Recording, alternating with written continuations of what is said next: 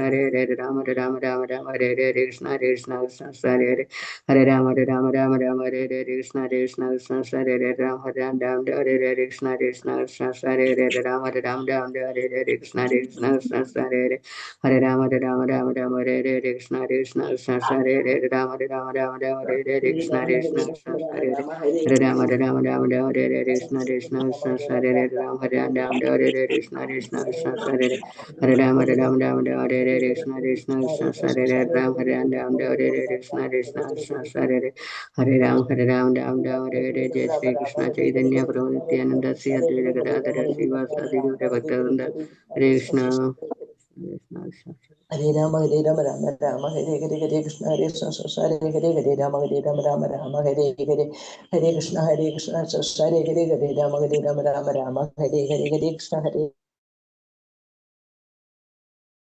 Krishna. Hare Krishna. Om Namo Bhagavate Vasudevaya. Namo Bhagavate Vasudevaya. Om Namo Bhagavate Vasudevaya. Om Ajnanatimirandasya Jnananjanashalakaya Chakshurmilitam Yena Tasmai Shri Gurave Namah.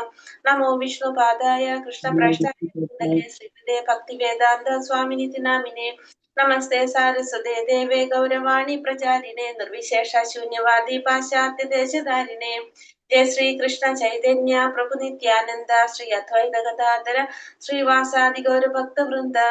Hare Krishna Krishna Krishna Hare Hare Hare Rama Rama Rama Hare Hare Hare Krishna Nigama Kalpatarorgalidam Phalam Sukhamukhamrta Drava Samyutam Pipata Bhagavatam Rasamalayam Mukuraho Rasiga Bhuvi Pavugaha Narayanam Namaskrityam Naram Chaiva Narottamam Devim Saraswatim Vyasam Tado Jayamudire Nashtaprayeshu Bhatreshu Nityam Bhagavata Sevaya Bhagavate Uttama Sloke Bhaktir Bhavati Naishtaki Krishnaya Vasudevaya Devaki Nandanaya Cha Nanda Gopa Kumaraya Govindaya Namo Namah. Hare Krishna Krishna Krishna Hare Hare Hare Rama Rama Rama Hare Hare Hare Krishna. Sri Sri Radha Govinda Temple ISKCON Mangalore Bhagavatam ക്ലാസ്സിലേക്ക് എല്ലാവർക്കും സ്വാഗതം. ഹരേ കൃഷ്ണ. എല്ലാവർക്കും Hare Krishna Mataji, Hare Krishna.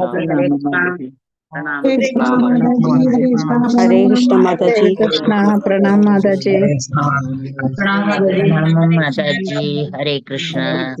Hare Krishna. Pranam Mataji. ഹരേ കൃഷ്ണ. എല്ലാവർക്കും പ്രണാമം. നമ്മൾ 1-ാമത്തെ സ്കന്ധത്തിലെ 18-ാമത്തെ അധ്യായം പരീക്ഷിത് മഹാരാജാവ് പുത്രനാൽ ശപിക്കപ്പെടുന്നു അല്ലെ. അതാണ് അധ്യായത്തിന്റെ പേര്. അതില് നമ്മൾ ഇന്നലെ നമ്മൾ ഏത് ശ്ലോകം തൊട്ടാ കണ്ടത്? 16-ാമത്തെ എടുക്കണം നമ്മളല്ലേ. 16-ാമത്തെ കുറച്ച് ജസ്റ്റ് പറഞ്ഞു. 16-ാമത്തെ കുറച്ചെടുത്തു. ഇന്നലെ നമ്മൾ എന്താ കണ്ടത്? ഇന്നലെ നമ്മള് സ്വയം സമ്മതിച്ചു പരിപൂർണ ജ്ഞാനത്തിനുള്ള അത്തരം ഭക്തരെ മഹാഭാഗവതന്മാർ അതാ ഉത്തമ ഭക്തന്മാർ എന്ന് വിശേഷിപ്പിക്കുന്നു. ഇന്നലെ നമ്മൾ 14-ാമത്തെ തൊട്ടാണ് ഇന്നലെ എടുത്തിട്ടുണ്ടായിരുന്നത് നമ്മൾ അല്ലേ.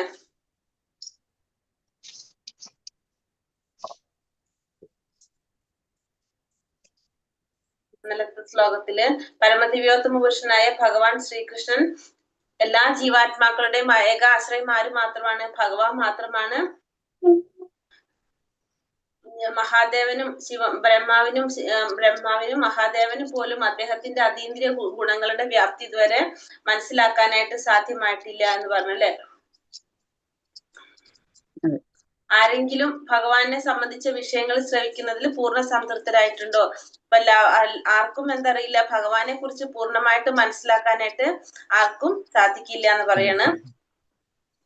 പിന്നെ ഭഗവാനെ രാമൻ എന്ന് വിളിക്കുന്നു. കാരണം എന്താണ്? എല്ലാവരും പരമദിവ്യോത്തമ പുരുഷൻ പരിപൂർണ സത്യത്തിൽ അളവറ്റ അതീന്ദ്രിയ ആനന്ദം നേടത്തി യോഗികൾക്ക് പോലും അതീന്ദ്രിയമായ ആനന്ദം നേടാൻ സാധിക്കുന്നത് കൊണ്ട്, ഭഗവാനിൽ അതീന്ദ്രിയമായ ആനന്ദം നേടാൻ സാധിക്കുന്നത് കൊണ്ട് ഭഗവാൻ എന്ന് വിളിക്കും? രാമൻ എന്ന് വിളിക്കുന്നതായിട്ട് നമ്മൾ പറഞ്ഞു. ഇന്നത്തെ ശ്ലോകത്തില് സൂതഗോസ്വാമിയോട് പറഞ്ഞതാണ്, അങ്ങയുടെ സേവനത്തിന്റെ ആധാരം എന്താണ്? പരമപുരുഷനാണ്. അതുകൊണ്ട് തന്നെ അങ്ങ് പണ്ഡിതനാണ്, ശുദ്ധഭക്തനുമാണ്. അക്കാലത്താൽ ഭൗതിക ബോധത്തിന് അതീതമായ അദ്ദേഹത്തിന്റെ സർവാതിശയവും ആത്മജ്ഞാനപരവും അതീന്ദ്രിയമായിട്ടുള്ള ലീലകളെ കുറിച്ച് പറഞ്ഞു തരാനായിട്ട് പറയാണ്. എല്ലാം കേൾക്കാനായിട്ട്, സന്ദേശങ്ങൾ കേൾക്കാനായിട്ട് അത്യന്തം ഉത്സുകരായിട്ടാണ് ഇവിടെ ആരിയിരിക്കുന്നത്, ഋഷിമാര് ഇരിക്കുന്നതായിട്ട് പറയുന്നത്. സൂതഗോസ്വാമി പറഞ്ഞു കൊടുക്കുന്നത് കേൾക്കാൻ അത്രയും ഉത്സാഹത്തോടു കൂടിയാണ് ആ നൈമിഷാരണ്യത്തിലുള്ള ഋഷിമാരിരിക്കുന്നത്. അതുവരെയാണ് നമ്മൾ എടുത്തത്. 16ാമത്തെ ശ്ലോകത്തില് ജസ്റ്റ് പറഞ്ഞിട്ടുണ്ടായിരുന്നല്ലോ ഒരു പാരഗ്രാഫ്. മഹാഭാഗവതന്മാർ അഥവാ ഉത്തമ ഭക്തരെ വിശേഷിപ്പിക്കുന്നു. അതെ, പിന്നെ ഇവിടെ എന്താ പറഞ്ഞത്?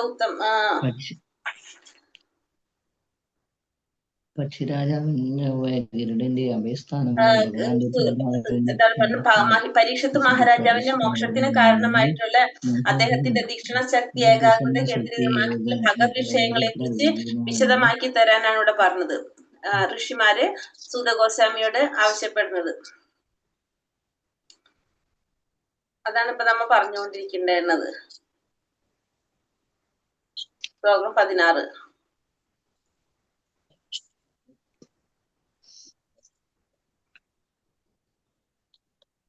ഓം നമോ ഭഗവതേ വാസുദേവായ. സവൈ മഹാഭാഗവത പരീക്ഷിത്യേനാപവർഗാഹ്യ മദപ്രബുദ്ധിഃ ജ്ഞാനേന വൈയാസകി ശബ്ദിതേന ഭേജേ ഖഗേന്ദ്ര ധ്വജപാദമൂലം. ചൊല്ലാം. ഹരേ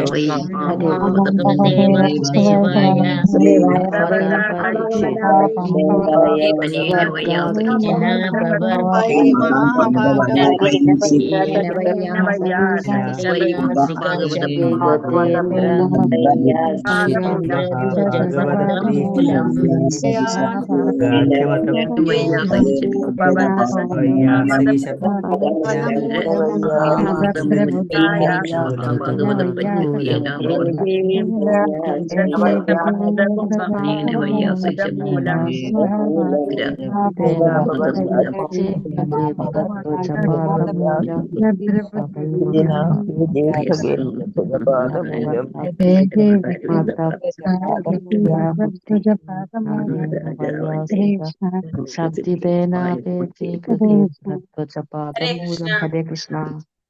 അപ്പൊ ഇവിടെ നമ്മൾ പറഞ്ഞത് ബ്രഹ്മജ്യോതി എന്ന് വെച്ചെന്നെ നിർവ്യക്തികവാദികള്, ഭഗവാന്റെ ആ ശരീര തേജസ്സിനെ ആരാധിക്കുന്നവര് നിർവ്യക്തികവാദികള്. നിർവ്യക്തികവാദികള് ബ്രഹ്മജ്യോതി ആരാധിക്കുന്നവരാണ്. പിന്നെ ശുകദേവ ഗോസ്വാമിമാരായിരുന്നു ആദ്യം, നിർവ്യക്തികവാദി തന്നെയായിരുന്നു. പിന്നീട് ഭഗവാന്റെ അതീന്ദ്രിയ ലീലകൾ ആകർഷനായിട്ടാണ് അദ്ദേഹം ഭക്തനായി തീർന്നത്. അങ്ങനെ ആ പരിപൂർണ ജ്ഞാനമുള്ള അത്തരം ഭക്തന്മാരെ എന്താണ് പറയുന്നത്? മഹാഭാഗവതന്മാർ അല്ലെങ്കിൽ 1ാം തരം ഭക്തന്മാരെന്നാണ് വിശേഷിപ്പിക്കുന്നത്. അതുവരെയാണ് നമ്മൾ എടുത്തത്. പ്രാകൃത, മധ്യമ, മഹാഭാഗവത എന്നിങ്ങനെ 3 തരം ഭക്തന്മാരുണ്ട്. അപ്പൊ 3 തരം ഭക്തന്മാര്: പ്രാകൃത ഭക്തന്മാര്, മധ്യമ ഭക്തന്മാര്, മഹാഭാഗവതന്മാർ. ഇങ്ങനെ 3 തരം ഭക്തന്മാരുണ്ട്. ഭഗവാനെ കുറിച്ചുള്ള വ്യക്തമായ ധാരണകൾ ഇല്ലാതെ ക്ഷേത്രാരാധനയിലും ഭഗവാനെ കുറിച്ചുള്ള പൂർണ്ണമായ വ്യക്തമായ ധാരണകൾ ഇല്ലാതെ ക്ഷേത്ര ആരാധനയിലും ഭഗവത് ഭക്തരുടെ ആരാധനയിലും ഏർപ്പെട്ടിരിക്കുന്നവരാണ് പ്രാകൃത അഥവാ 3ാം തരം ഭക്തന്മാര്. പ്രാകൃത ഭക്തന്മാരെന്ന് പറയുന്നത് കനിഷ്ഠ ഭക്തർ എന്ന് നമ്മൾ പഠിച്ചിട്ടുള്ളത്. ഭക്തന്മാരെന്ന് പറയുന്നത് ഭഗവാനെ കുറിച്ച് വ്യക്തമായ ധാരണകൾ ഇല്ലാത്തത്, ക്ഷേത്രാരാധനയിലും ഭഗവത് ഭക്തന്മാരുടെ ആരാധനയിലും ഏർപ്പെട്ടിരിക്കുന്നവരാണ് പ്രാകൃത ഭക്തർ അല്ലെങ്കിൽ 3ാം തരം ഭക്തർ. മധ്യമ അഥവാ 2ാം തരം ഭക്തർക്ക് ഭഗവാനെയും ഭഗവത് ഭക്തരെയും അഭിനവ ഭക്തരെയും പുതുതായി മതപരിവർത്തനം ചെയ്ത ഭക്തരെയും അഭക്തരെയും കുറിച്ച് നല്ലവണ്ണം അറിയാനായിട്ട് സാധിക്കും. ഇനി 2ാമത്തെ ഭക്തന്മാരെന്ന് പറയുന്നത് മധ്യമ ഭക്തന്മാര്. ഈ മധ്യമ ഭക്തന്മാർക്ക് പുതിയ ഭക്തന്മാരാരാണെന്നും ഭഗവത് ഭക്തന്മാരാരാണെന്നും അഭിനവ ഭക്തന്മാര് ഇവരെയൊക്കെ കുറിച്ച് മനസ്സിലാക്കുന്നവരാണ് ആര്? മധ്യമ ഭക്തന്മാര്. എന്നാൽ മഹാഭാഗവതന്മാർ അഥവാ 1ാം തരം ഭക്തന്മാർ എല്ലാറ്റിനെയും ഭഗവാനുമായി ബന്ധപ്പെടുത്തി വീക്ഷിക്കുന്നു. മാത്രമല്ല ഏവരുടെയും ബന്ധത്തിൽ അഥവാ ആധാരധേയമായ ഭാവത്തിൽ ഭഗവാൻ സന്നിഹിതനായിരിക്കുകയും ചെയ്യുന്നു. അപ്പം മഹാഭാഗവതന്മാർ അല്ലെങ്കിൽ ഉത്തമ ഭക്തന്മാർ എന്ന് പറയുന്നത് 1ാം തരം ഭക്തന്മാര് പറഞ്ഞ എല്ലാറ്റിനെയും ഭഗവാനുമായി ബന്ധപ്പെടുത്തി വീക്ഷിക്കുന്നവരാണ്. എല്ലാവരുടെയും ബന്ധത്തില് അഥവാ ആധാരദേയമായ ഭാവത്തില് ഭഗവാൻ സന്നിധനായിരിക്കുകയും ചെയ്യും. ആകയാൽ മഹാഭാഗവതൻ ഭക്തനെയും അഭക്തനെയും സമഭാവനയോടെ ദർശിക്കുന്നു. അപ്പൊ മഹാഭാഗവതൻ എങ്ങനെയായിരിക്കും? ഭക്തന്മാരെയും അഭക്തന്മാരെയും സമഭാവനയോടെ കാണുന്നവരാണ് ആര്? മഹാഭാഗവതന്മാര്. അവരിൽ യാതൊരുവിധ വിവേചനവും കാട്ടുന്നില്ല. ശുകദേവ ഗോസ്വാമി എന്ന മഹാഭാഗവതനിൽ നിന്നും ദീക്ഷ സ്വീകരിക്കിയാൽ പരീക്ഷിത്ത് മഹാരാജാവ് അത്തൊരു മഹാഭാഗവതനായിരുന്നു.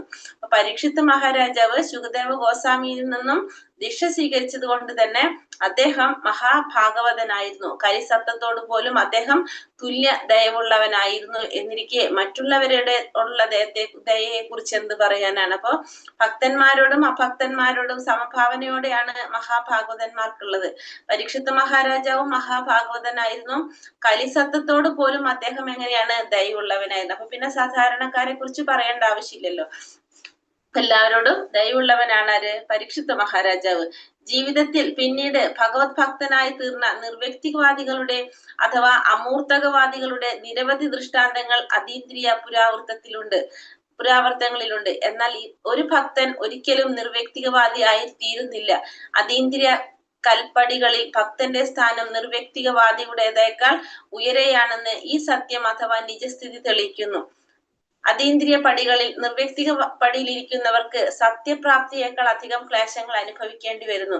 അതായത് പരമപുരുഷന്റെ അവ്യക്തവും വ്യക്തിശൂന്യവുമായ ഭാവത്തിൽ ആസക്ത ചിത്തരായവർക്ക് പുരോഗമനത്തിന് പ്രയാസമേറും. ആകയാൽ പരീക്ഷിത്ത് മഹാരാജാവിന് ശുകദേവ ഗോസ്വാമി പകർന്നു നൽകിയ ജ്ഞാനം അദ്ദേഹം ഭഗവത് സേവനം സ്വായത്തമാക്കാൻ സഹായിച്ചു.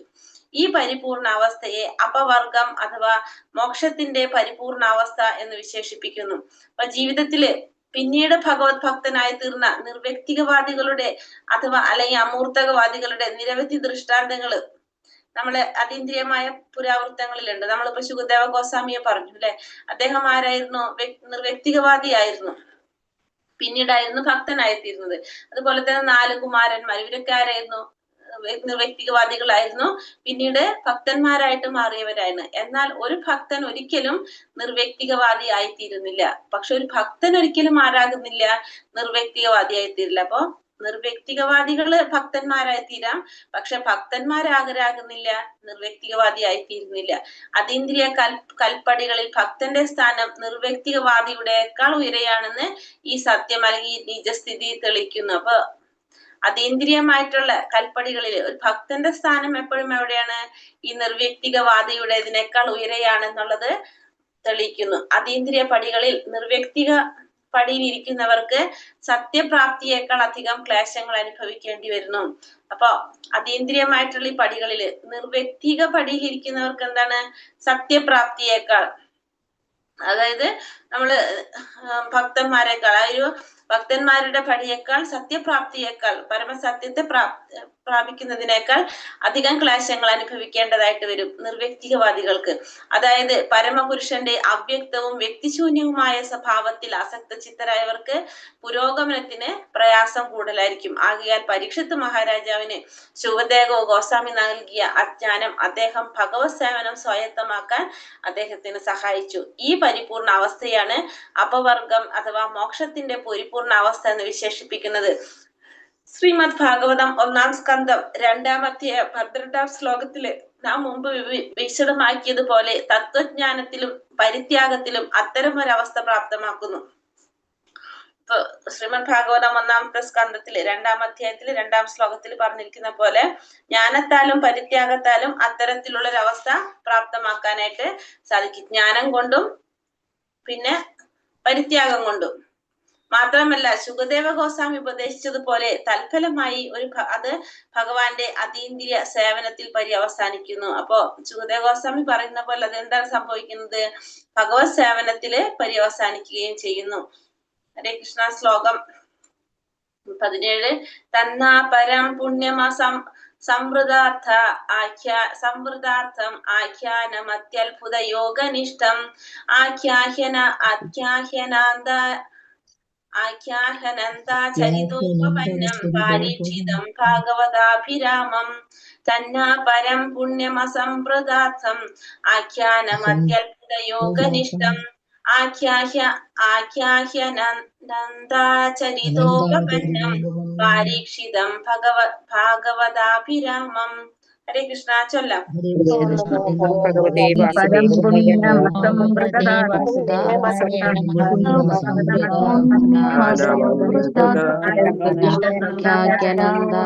ആഖ്യാനന്ദാചരിതോപപന്നം പാരീക്ഷിതം ഭാഗവതാഭിരാമം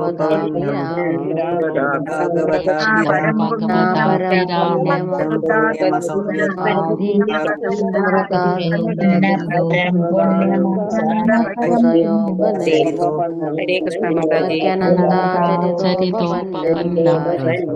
ആഖ്യാനന്ദാചരിതോപപന്നം ഭാഗവതാഭിരാമം പരം പുണ്യമൃതാർത്ഥം ആഖ്യാനവഹൃദയോപനിഷ്ടം ആഖ്യാനന്ദ. ഹരേ കൃഷ്ണ. തത് ആകയാൽ നമുക്ക് പരം പരമ പുണ്യം അസംഹൃതാർത്ഥം യഥാരൂപം ആഖ്യാനം അതി അത്യന്തം അത്ഭുതകരമായ യോഗനിഷ്ഠം ഭക്തിയോഗത്തിൽ സാന്ദ്രമായ ആഖ്യാഹി വിവരിക്കുക അനന്തമായ ആചരിത കർമ്മങ്ങൾ ഉപപന്നം പൂർണമായും പാരീക്ഷിതം മഹാരാജാവ് പരീക്ഷത്തിനോട് അരുളി ചെയ്തു. ഭാഗവത ശുദ്ധഭക്തന്മാരുടെ അഭിരാമം വിശേഷിച്ചും വളരെ പ്രിയപ്പെട്ട വിവർത്തനം ഭാവാർത്ഥം ശ്രീല പ്രഭുപാദിക്ക് ജയ്. വിവർത്തനം പവിത്രവും പരമവുമാകിയാൽ അനന്തനും അപരിമേയനുമായ ഭഗവാന്റെ ആഖ്യാനങ്ങളെ കുറിച്ച് ദയവായി ഞങ്ങൾക്ക് വർണ്ണിച്ചു തന്നാലും അവയൊക്കെ പരീക്ഷിത മഹാരാജാവിന് അരുളി ചെയ്തതാകുന്നു. മാത്രമല്ല ഭക്തിയോഗ സമ്പൂർണമാകിയാൽ അവ ശുദ്ധ ഭക്തർക്ക് അത്യന്തം പ്രിയപ്പെട്ടതുമാകുന്നു. ഇവിടെ പറയുന്നത് പവിത്രമായിട്ടും പരമവുമായിട്ടുള്ള അനന്തനും അപരിമേയനുമായിട്ടുള്ള ഭഗവാന്റെ ആഖ്യാനങ്ങളെ കുറിച്ച് ദയവായി ഞങ്ങൾക്ക് വർണ്ണിച്ചു തന്നാലും ഇതൊക്കെ പരീക്ഷിത്ത് മഹാരാജാവിന് അരുളി ചെയ്തു കൊടുത്തതാണ്. അപ്പൊ മാത്രമല്ല ഭക്തിയോഗ സമ്പൂർണത ആകിയത് കൊണ്ട് തന്നെ അത് ശുദ്ധ ഭക്തന്മാർക്ക് ഏറ്റവും പ്രിയപ്പെട്ടതുമാണ് എന്നാണ്. ഭഗവാനെ കുറിച്ച് വർണ്ണിച്ചു തരാനാണ് ഇവിടെ ഋഷിമാര് ആവശ്യപ്പെടുന്നത്. ഭാവാർത്ഥം ശ്രീല പ്രഭുപാദിക്ക് ജയ്. പരീക്ഷിത്ത് മഹാരാജാവിനെ വർണ്ണിച്ചു കേൾപ്പിച്ചതും പരിശുദ്ധ ഭക്തന്മാർക്ക് അത്യന്തം പ്രിയപ്പെട്ടതുമായത് എന്തോ അത് ശ്രീമദ് ഭാഗവതമാകുന്നു. അപ്പൊ പരീക്ഷിത്ത് മഹാരാജാവിനെ വർണ്ണിച്ചു കേൾപ്പിച്ചിട്ടുള്ളതും പരിശുദ്ധ ഭക്തന്മാർക്ക് അത്യന്തം പ്രിയപ്പെട്ടതുമായിട്ടുള്ളത് എന്താണ്? ശ്രീമദ് ഭാഗവതമാണത്. ശ്രീമദ് ഭാഗവതം മുഖ്യമായും അനന്തനും അമേയനുമായ ഭഗവാന്റെ കർമ്മ ആഖ്യാനങ്ങളാൽ സമ്പൂർണമാണത്. അപ്പൊ മുഖ്യമായിട്ടും ശ്രീമദ് ഭാഗവതത്തിൽ എന്താണ്? അനന്തനും അമേയനുമായിട്ടുള്ള ഭഗവാന്റെ ലീലകളാൽ സമ്പൂർണമാണ് എന്ത്? ശ്രീമദ് ഭാഗവതം. ആയതിനാൽ അത് ഭക്തിയോഗ ശാസ്ത്രം അഥവാ ഭഗവത് ഭക്തിയുത സേവന ശാസ്ത്രമാണ്. അപ്പൊ അതുകൊണ്ട് തന്നെ അതെന്താണ്? ഭക്തിയോഗത്തിന്റെ ശാസ്ത്രമാണ്, അല്ലെങ്കിൽ ഭഗവത് ഭക്തിയുത സേവനത്തിന്റെ ശാസ്ത്രമാണ് എന്ത്? ശ്രീമദ് ഭാഗവതം എന്ന് പറയുന്നത്. സർവവിധ ജ്ഞാനത്താലും ധർമ്മത്താലും സമൃദ്ധമെങ്കിലും വിശേഷിച്ചും ഭഗവത് ഭക്തിയുത സേവനത്താൽ സമ്പന്നമാകിയാൽ ഇത് പരം അഥവാ പരമമാകുന്നു. അപ്പോ ധർമ്മത്താലും ജ്ഞാനത്താലും സമൃദ്ധമാണെന്ത്? ശ്രീമദ് ഭാഗവതം. വിശേഷിച്ചും ഭഗവത് ഭക്തിയുത സേവന ശാസ്ത്രത്താൽ സമ്പന്നമാകിയാൽ ഇത് പരം അഥവാ പരമമാകുന്നു. അപ്പോ ഈ കലിയുഗം തുടങ്ങിയപ്പോ ധർമ്മം എവിടെയാണ് കുടികൊണ്ടത്?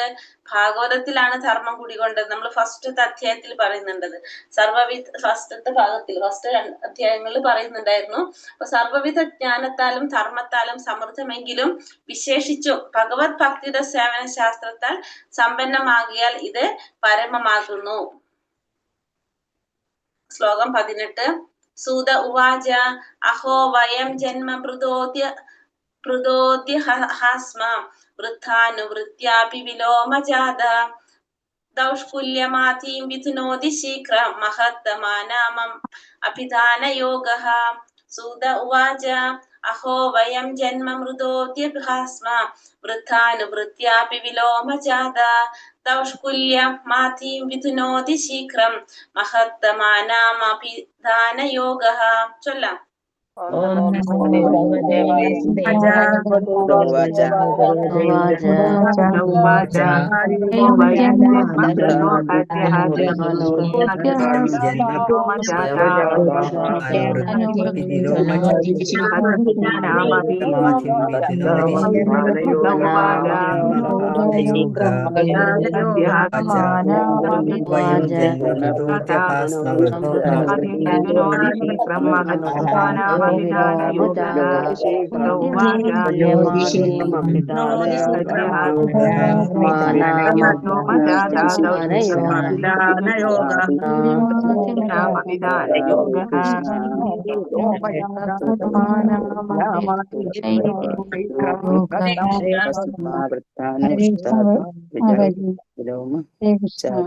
ഹരേ കൃഷ്ണ. സൂത ഉവാച. സൂത ഗോസ്വാമി പറഞ്ഞു, അഹോ അപ്രകാരം എപ്രകാരം വയം നാം ജന്മവൃദ്ധ ജന്മ ആരോഹണം ആദ്യ ഇന്ന് ഹ വ്യക്തമായി അസ്മ ആയിത്തീരുക വൃദ്ധ അനുവർത്തിയ ജ്ഞാനത്തിൽ മുന്നോട്ട് നയിക്കപ്പെട്ടവരെ സേവിച്ച് അപി ആയാലും വിലോമജാത മിശ്രവർണ്ണത്തിൽ ജനിച്ച ദൗഷ്കുല്യം ജന്മത്താലുള്ള അയോഗ്യത ആദി ദുരനുഭവങ്ങൾ വിധുനോദി പവിത്രമാക്കുന്നു. ശീഘ്രം ശീഘ്രം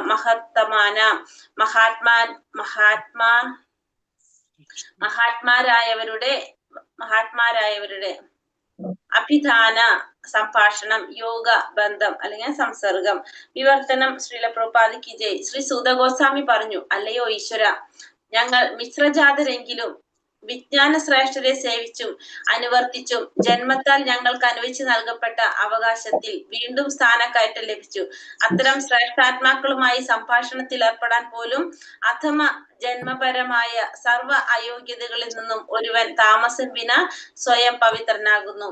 അപ്പൊ ഇവിടെ സൂതഗോസ്വാമി പറയാണ്, സൂതഗോസ്വാമി എന്താ പറയണത്? അല്ലയോ ഈശ്വര, ഞങ്ങൾ മിശ്രജാതരെങ്കിലും വിജ്ഞാന ശ്രേഷ്ഠരെ സേവിച്ചുകൊണ്ടും പണ്ഡിതന്മാരെ സേവിച്ചും അനുവർത്തിച്ചും ജന്മത്താൽ ഞങ്ങൾക്ക് അനുവദിച്ചു നൽകപ്പെട്ട അവകാശത്തിൽ വീണ്ടും സ്ഥാനക്കയറ്റം തിരിച്ചു. അപ്പൊ ജന്മം കൊണ്ട് ഞങ്ങൾക്ക് അനുവദിച്ചു കിട്ടിയ ആ അവകാശത്തിൽ വീണ്ടും ഞങ്ങൾക്ക് എന്ത് ലഭിച്ചു? സ്ഥാനക്കയറ്റം ലഭിച്ചു.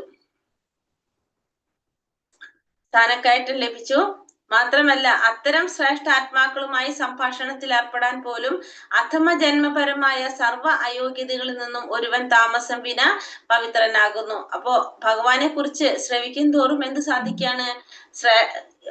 ശ്രേഷ്ഠാക്കളുമായിട്ടുള്ള സംഭാഷണത്തിൽ ഏർപ്പെടാൻ പോലും അഥമ ജന്മപരമായിട്ടുള്ള അയോഗ്യതകളിൽ നിന്നും ഒരുവൻ താമസം വിന പവിത്രനായിട്ട് മാറുകയും ചെയ്യും. അപ്പൊ ആ ജന്മപരമായിട്ടുള്ള അയോഗ്യതകളിൽ നിന്ന് ഒരു വ്യക്തി സ്വയം തന്നെ പവിത്രനായി തീരും ഭഗവാനെ കുറിച്ച് ശ്രവിക്കും തോറും. ഭാവാർത്ഥം. ശ്രീല പ്രഭുപാദിക്ക് ജയ്. സൂത ഗോസ്വാമി ബ്രാഹ്മണ കുലത്തിലല്ല ജാതനായത്. അദ്ദേഹം ഒരു മിശ്ര കുലത്തിലാണ് അഥവാ അപരിഷ്കൃതമായ താഴ്ന്ന കുലത്തിലാണ് ജനിച്ചത്. എന്നാൽ ശ്രീ ശുകദേവ ഗോസ്വാമിയും നൈമിഷാരണ്യത്തിലെ ശ്രേഷ്ഠ ഋഷിവര്യന്മാരെ പോലുള്ളവരുടെയും ഉത്കൃഷ്ടമായ സംസർഗം നിമിത്തം അദ്ദേഹത്തിന്റെ അഥമ ജന്മത്താലുള്ള അയോഗ്യതകൾ തീർച്ചയായും തീർത്തും ദൂരീകരിക്കപ്പെട്ടു.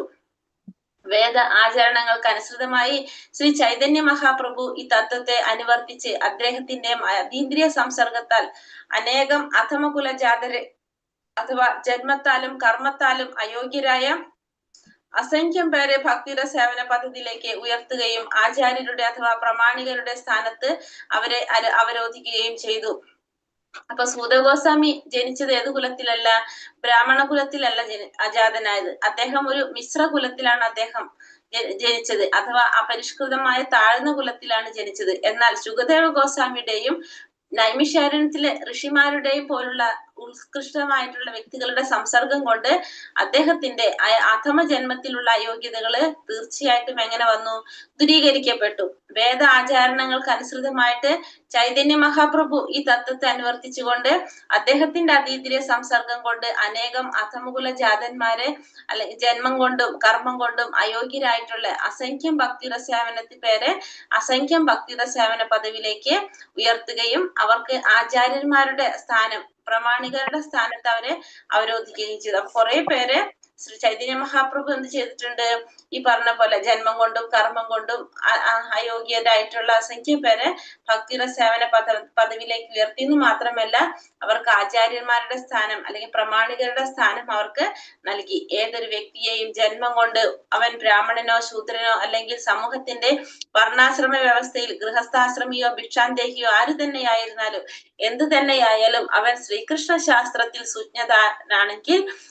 സുജ്ഞതനെങ്കിൽ അവനെ ആചാര്യനായി അല്ലെങ്കിൽ ഗുരുവായി ആത്മീയ ആചാര്യനായി സ്വീകരിക്കാവുന്നതാണെന്ന് അദ്ദേഹം വ്യക്തമായി പ്രസ്താവിച്ചിരിക്കുന്നു. അപ്പൊ ഏത് കുലത്തില് ജന്മമെടുത്തവനായാലും അല്ലെങ്കിൽ ബ്രാഹ്മണനോ ശൂദ്രനോ അല്ലെങ്കിൽ ഏത് വർണ്ണാശ്രമ വ്യവസ്ഥയിൽ ഏത് ആശ്രമത്തിൽ വന്നവനായിരുന്നാലും ശരി, ഭഗവാന്റെ ശാസ്ത്രത്തില് അറിവുണ്ടെങ്കിൽ സുജ്ഞാതനെങ്കിൽ അവനെ ഒരു ആചാര്യനായിട്ട് അല്ലെങ്കിൽ ഒരു ഗുരുവായിട്ട് ഒരു ആത്മീയ ആചാര്യനായിട്ട് സ്വീകരിക്കേണ്ടതാണെന്ന് അദ്ദേഹം വ്യക്തമായി പ്രസ്താവിച്ചിരിക്കുന്നു. ശ്രേഷ്ഠരായ ഋഷിവര്യന്മാരും പ്രമാണികരുമായ ശ്രീ ശുകദേവ ഗോസ്വാമിയും വ്യാസദേവനെയും പോലുള്ള മഹത് വ്യക്തികളിൽ നിന്ന് ശ്രീ സൂത ഗോസ്വാമി ശ്രീകൃഷ്ണ ശാസ്ത്രം അഭ്യസിച്ചത്.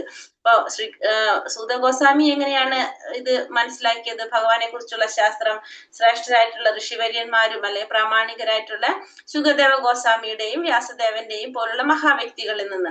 ആകയാൽ ശ്രീമദ് ഭാഗവത രൂപത്തിൽ ശ്രീകൃഷ്ണ ശാസ്ത്രം അദ്ദേഹത്തിൽ നിന്ന് ശ്രവിക്കാൻ നൈമിഷാരണ്യത്തിലെ ഋഷിമാർ പോലും വ്യഗ്രതയോടെ ആഗ്രഹിക്കത്തക്ക വിധം യോഗ്യതയുള്ള ശ്രേഷ്ഠനായിരുന്ന അദ്ദേഹം. അപ്പൊ ഈ സൂത ഗോസ്വാമിയിൽ നിന്നാണ് ഇപ്പൊ ആര് കേൾക്കുന്നത്?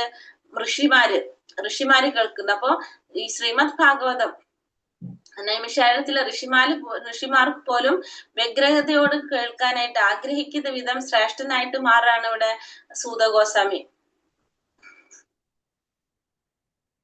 ആകയാൽ അദ്ദേഹത്തിന് ശ്രേഷ്ഠ ആത്മാക്കളുടെ ഇരട്ട സംസർഗം ശ്രവണത്തിലൂടെയും പ്രഭാഷണത്തിലൂടെയും അനുഭവപ്പെട്ടിരുന്നു. അപ്പൊ അതുകൊണ്ട് തന്നെ സൂത ഗോസ്വാമിക്ക് ശ്രേഷ്ഠ ആത്മാക്കളുടെ ഇരട്ട സംസർഗം ശ്രവണത്തിലൂടെയും പ്രഭാഷണത്തിലൂടെയും. ശ്രവണത്തിലൂടെ എന്ന് പറയുമ്പോൾ ശുകദേവ ഗോസ്വാമി പറയുന്നത് ആര് കേൾക്കാണ്? സൂത ഗോസ്വാമി കേൾക്കണം. അപ്പൊ ശ്രവണത്തിലൂടെ പ്രഭാഷണത്തിലൂടെ എന്ന് പറയുമ്പോൾ സൂത ഗോസ്വാമി അത് ആർക്ക് പറഞ്ഞു കൊടുക്കാണ്? ബ്രാഹ്മണന്മാർക്ക് പറഞ്ഞു കൊടുക്കാണ്, ഋഷിമാർക്ക് പറഞ്ഞു കൊടുക്കാണ്.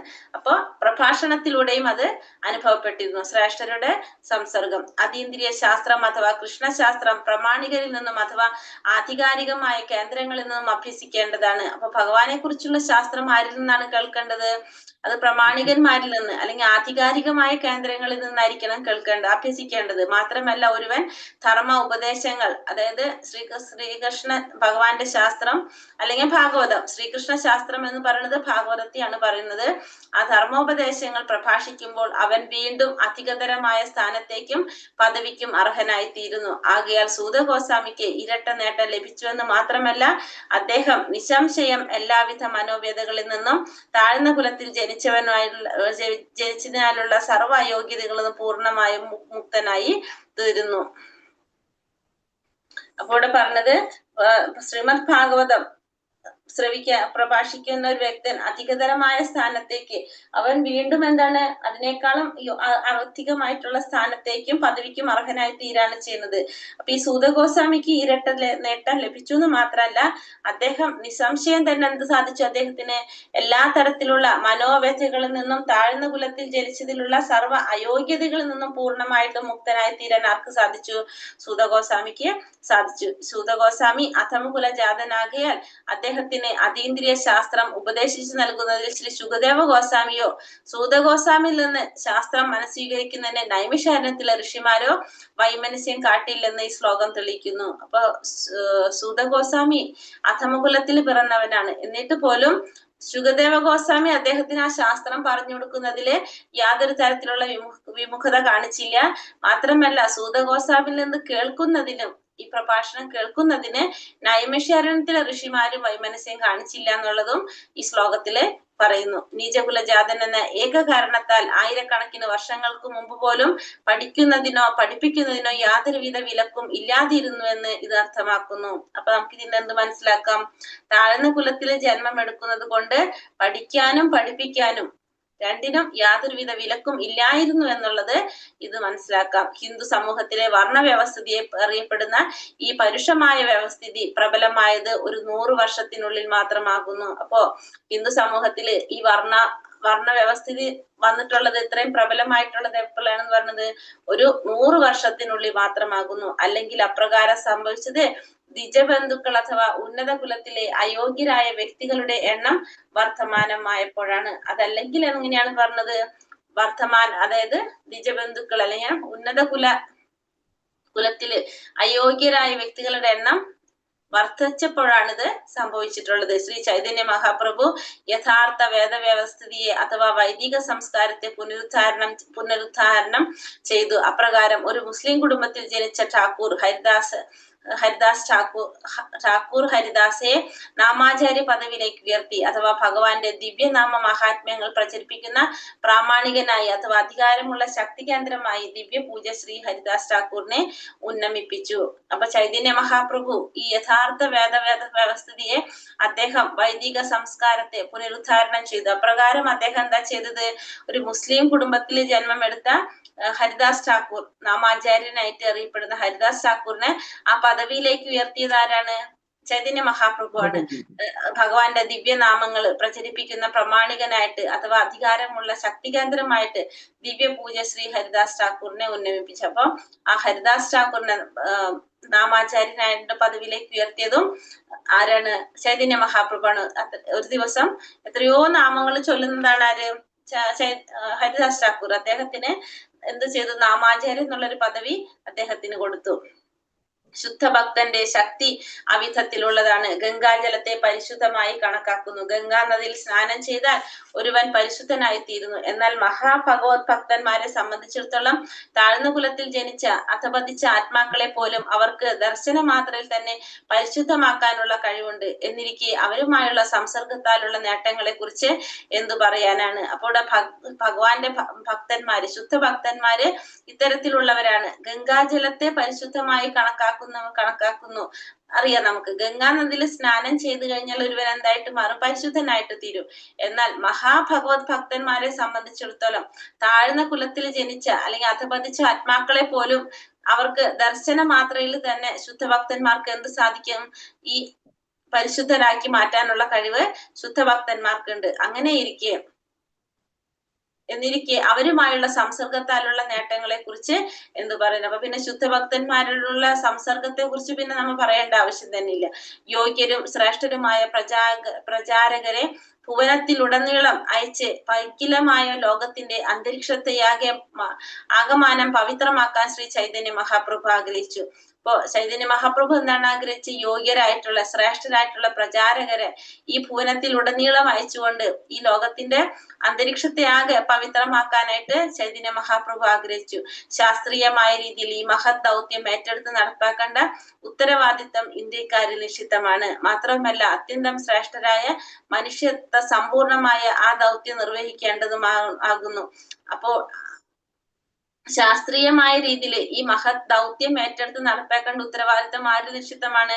ഇന്ത്യക്കാരിൽ നിക്ഷിപ്തമാണ്. മാത്രമല്ല അത്യന്തം ശ്രേഷ്ഠമായ മനുഷ്യത്വ സമ്പൂർണമായ ആ ദൗത്യം നിർവഹിക്കേണ്ടതും അത്യാവശ്യമാണ്. വർത്തമാന പുരുഷാന്തരത്തിന്റെ മാനസിക അനാരോഗ്യങ്ങൾ ശാരീരിക അനാരോഗ്യങ്ങളെക്കാൾ അത്യന്തം തീവ്രമാണ്.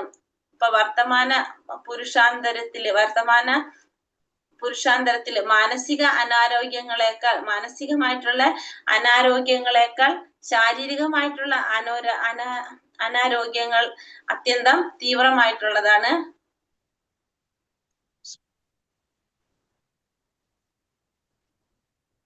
താമസമിന ലോകത്തിലുടനീളം ശ്രീമദ് ഭാഗവത പ്രഭാഷണങ്ങൾക്ക് ആരംഭം കുറിക്കേണ്ടത് തികച്ചും യഥോചിതവും സംഗതവുമാകുന്നു. അപ്പൊ അതുകൊണ്ട് തന്നെ നമുക്ക് എന്ത് വേണം? ലോകത്തിലുടനീളം ശ്രീമദ് ഭാഗവത പ്രഭാഷണങ്ങൾക്ക് ആരംഭം കുറിക്കേണ്ടത് യഥോചിതമായിട്ടും സംഗതവുമായിട്ടുള്ള കാര്യമാണ്. വർത്തമാനം അഭിധാനം മഹാഭക്തന്മാരുടെ ശബ്ദകോശം അഥവാ ശ്രേഷ്ഠ ഭക്തന്മാരുടെ മഹത് വചനങ്ങളാൽ സമ്പൂർണമായ ഗ്രന്ഥം എന്നും അർത്ഥമാക്കുന്നു. ഇവിടെ ശ്രീമദ് ഭാഗവതം മഹാഭക്തന്മാരുടെ ശബ്ദകോശം അല്ലെങ്കിൽ ശ്രേഷ്ഠ ഭക്തന്മാരുടെ മഹത് വചനങ്ങളാൽ സമ്പൂർണമായ ഗ്രന്ഥം എന്നും ഇതിനെ അർത്ഥമാക്കുന്നു. ഭഗവാന്റെയും ശ്രേഷ്ഠരായ ഭക്തന്മാരുടെയും മഹത് വചനങ്ങളാൽ സമ്പൂർണമായ അത്തരമൊരു ശബ്ദകോശം വേദങ്ങളിലും അനുബന്ധ ശാസ്ത്രങ്ങളിലും വിശേഷിച്ച് ശ്രീമദ് ഭാഗവതത്തിലുമുണ്ട്. അപ്പൊ ഇത്തരം ഭഗവാന്റെ അല്ലെങ്കിൽ ശ്രേഷ്ഠ ഭക്തന്മാരുടെ മഹത് വചനങ്ങളാൽ സമ്പൂർണമായിട്ടുള്ള ഇത്തരം ഒരു ശബ്ദകോശം എന്തിലുണ്ട്? വേദങ്ങളിലുണ്ട്, അനുബന്ധ ശാസ്ത്രങ്ങളിൽ, പ്രത്യേകിച്ചും ഏതിൽ പറയുന്നുണ്ട്? ശ്രീമദ് ഭാഗവതത്തിലും പറയുന്നുണ്ട്. ഹരേ കൃഷ്ണ കൃഷ്ണ കൃഷ്ണ ഹരേ ഹരേ, ഹരേ രാമ രാമ രാമ ഹരേ ഹരേ. വഞ്ചാകൽപത രൂപേശ കൃപാ സിന്ധോഭ്യവച പതിതാനം പാവനേഭ്യോ വൈഷ്ണവേഭ്യോ നമോ നമഃ. അനന്തകോടി വൈഷ്ണവ